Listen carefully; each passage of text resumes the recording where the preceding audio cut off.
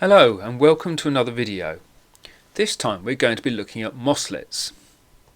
So what's a MOSlet? Well, a MOSlet is a command you can run from the command line without having to load a binary file. For example, we're going to be looking at creating a small application where you can type the word ink followed by a parameter and it will change the ink. We'll be creating an ink.bin file which you need to put inside the MOS directory for it to work.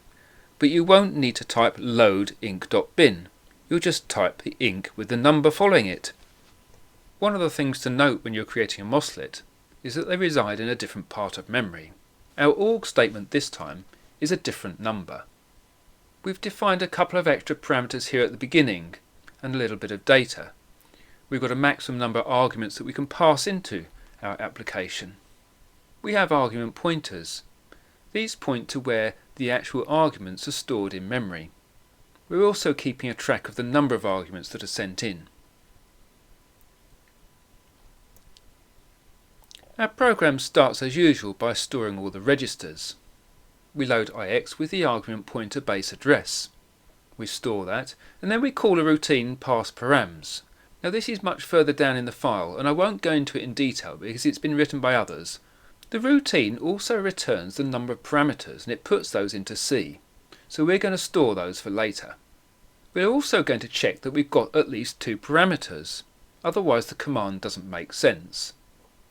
If we don't get 2 parameters, then we jump straight out with an error message. Next we find the second parameter. This is the base address plus 3. That's because the pointer to the second parameter is 3 bytes in off of the base index. This will load DE with a pointer to a string, and we're going to convert that string into a real integer. Again, there's another routine here, string to int, that I've included. I won't go into that in detail, but what it does is turn a string into an actual integer that we can use. The integer is returned into HL, but really we're just interested in the lower byte because that's the number that we want. So next we do a fairly standard VDU command to set the ink color to L, and then we exit the program. The other routines for your interest are further down and you can read through them if you like. So how does it actually work? Well, if I type in ink